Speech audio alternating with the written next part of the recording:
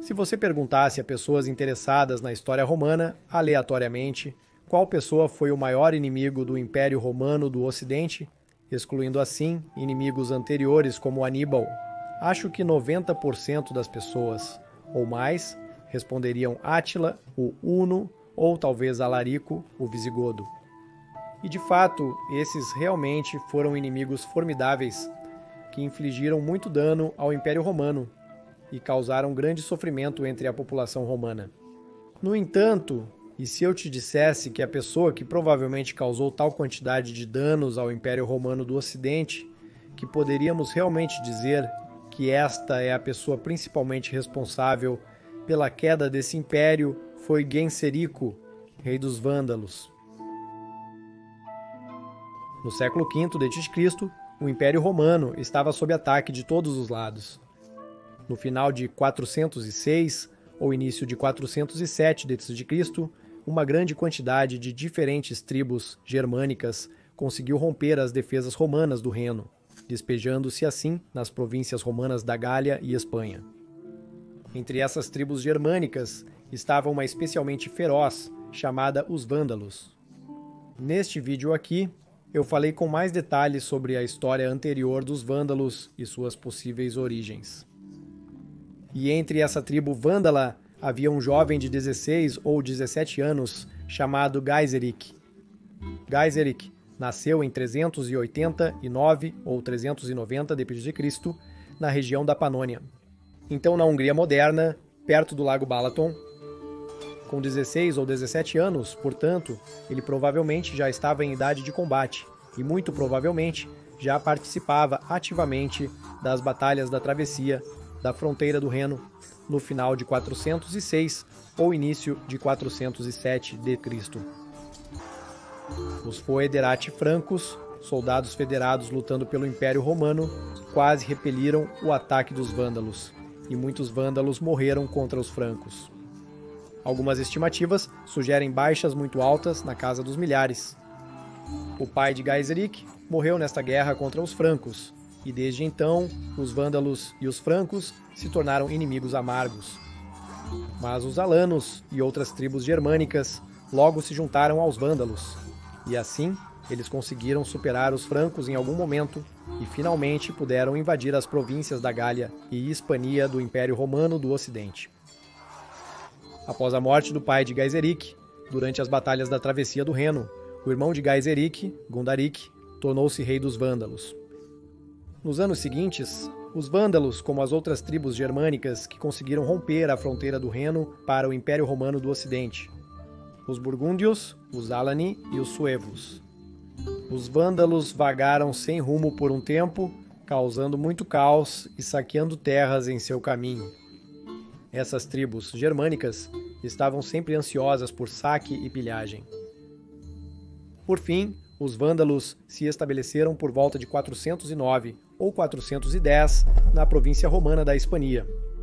Nos anos 410 e início dos 420, os vândalos lutaram contra praticamente todos. Contra os suevos, contra os visigodos e, claro, contra os romanos, onde muitas vezes, mas nem sempre, saíram vitoriosos.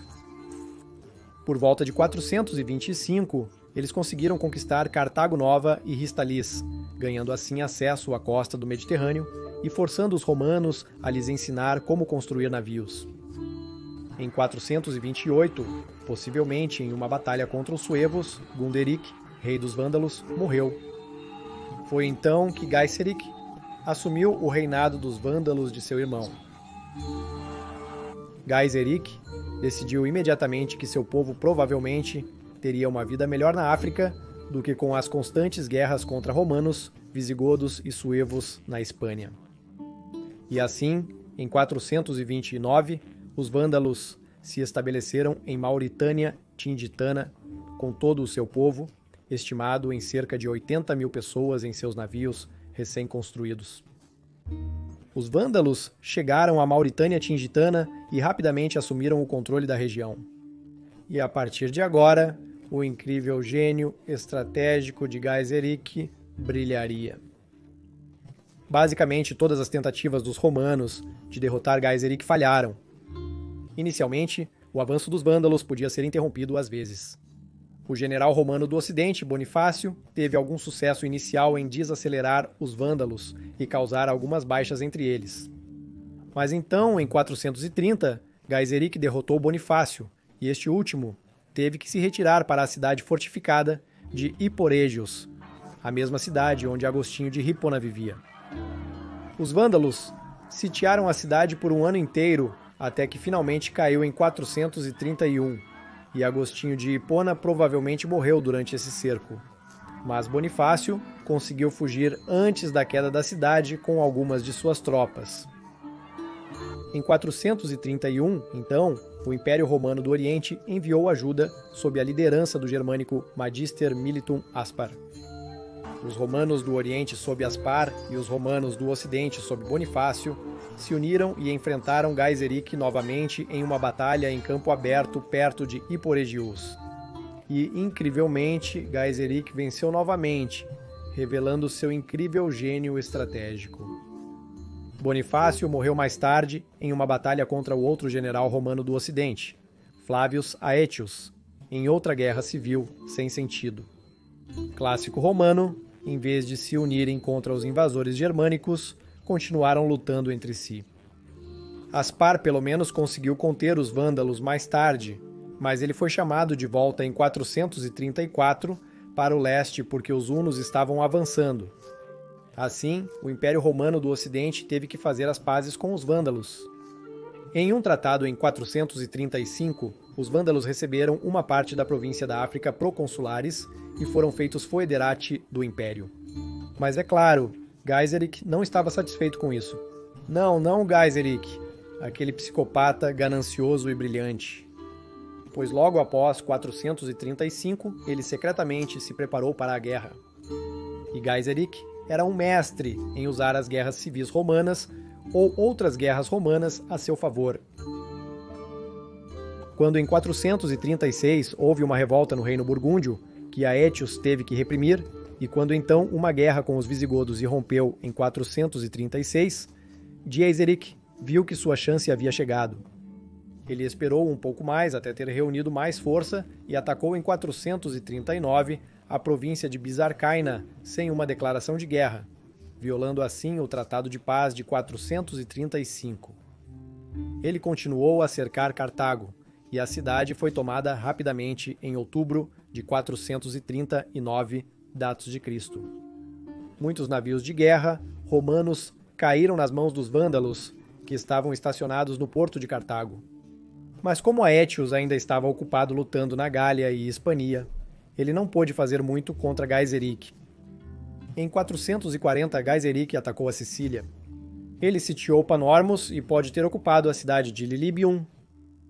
Então, em 441, os romanos do Oriente montaram uma enorme frota para ajudar o Ocidente a recuperar a província Aikoutuatu, a província da África.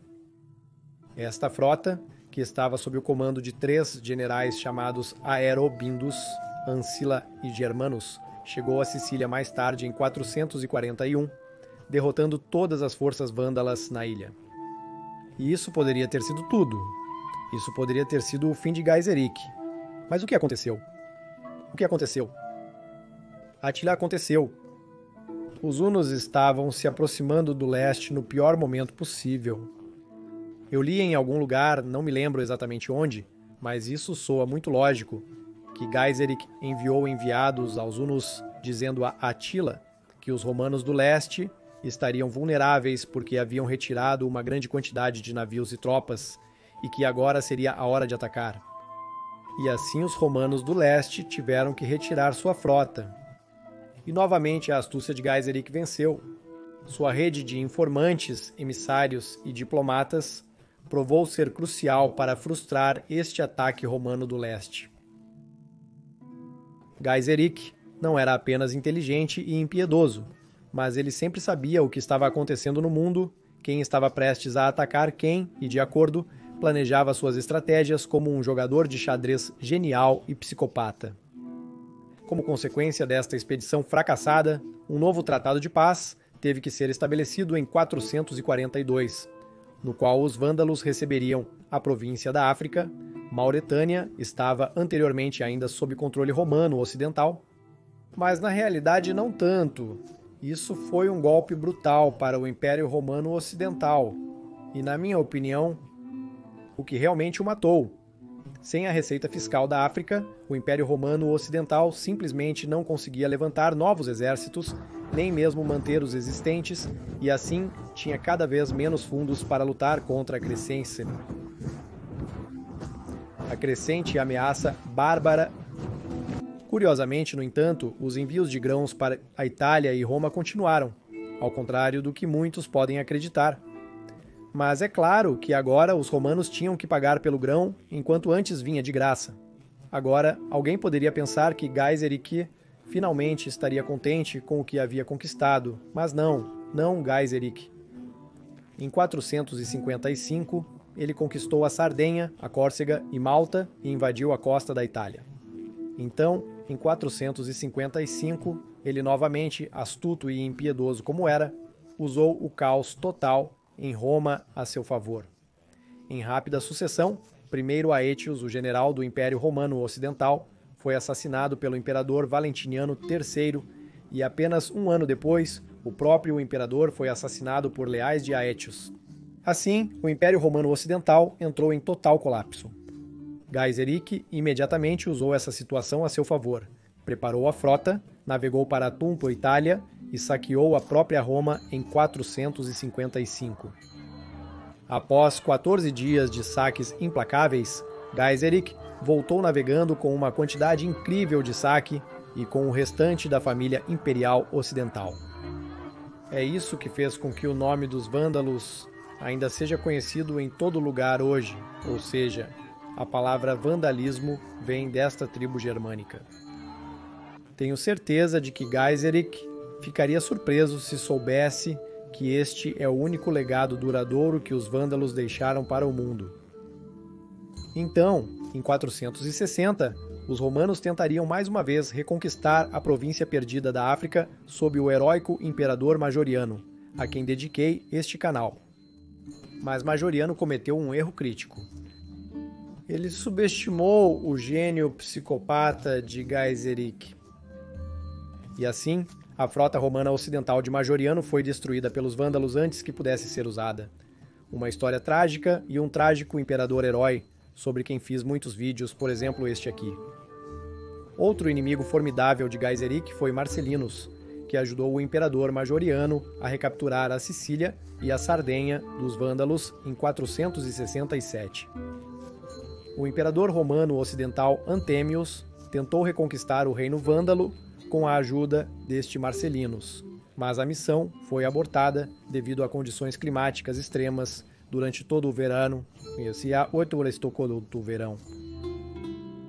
Gaiseric, um bastardo ganancioso como sempre foi, claro, ainda não estava satisfeito, e agora até saqueava o Império Romano Oriental até a costa da Grécia e a península do Peloponeso. Isso levou o imperador romano oriental Leão I a montar uma enorme frota para destruir o reino vândalo de uma vez por todas. E isso poderia ter sido novamente o fim definitivo do reino vândalo. Mas é claro, falhou de novo. Eu falei sobre as razões pelas quais isso falhou neste vídeo aqui. Mas resumindo, é claro, foi novamente a astúcia de Gaiseric. Ele fingiu se render ao poder dos romanos, enquanto na realidade estava secretamente preparando uma frota de navios incendiários.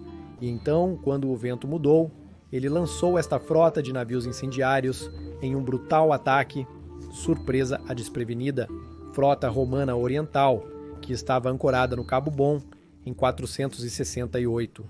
E assim Gaiseric venceu novamente, humilhando novamente o Império Romano. Então ele estava satisfeito agora? Claro que não. Seu ódio pelos romanos deve ter sido insano.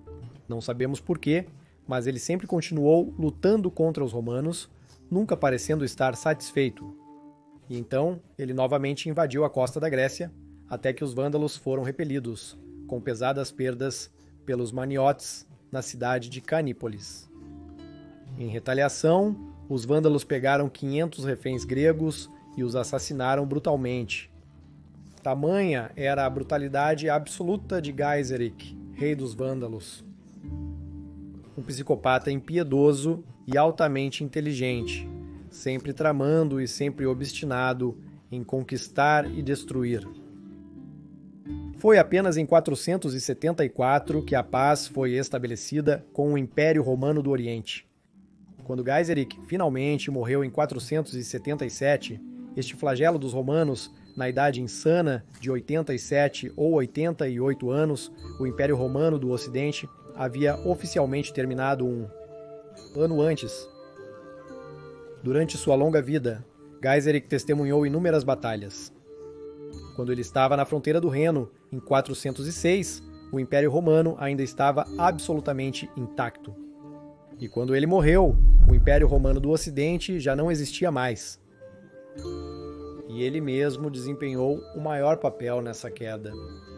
Ele repeliu 5 grandes tentativas de reconquistar o reino vândalo. Vez após vez, ele derrotou os romanos. Foi seu gênio astuto que fez do reino vândalo uma potência temida do Mediterrâneo. E assim, Gaiseric, não Atila nem Alaric, era o verdadeiro flagelo dos romanos. Se você gostou deste vídeo, por favor considere apoiar este canal via Patreon ou YouTube, pois é o seu apoio que torna este canal possível. Eu ficaria imensamente grato. E claro, agradeço a todos que apoiam o Majorianos. Vocês são incríveis. E se você quiser aprender mais sobre como o Majorian tentou reconquistar o reino vândalo, você pode assistir a este vídeo no canto superior direito. Mas se quiser aprender mais sobre por que a tentativa de reconquistar o reino vândalo em 468 falhou, assista ao outro vídeo no canto inferior direito. Agradeço novamente a todos os amigos da história romana. Gratias tibiago e bene valete.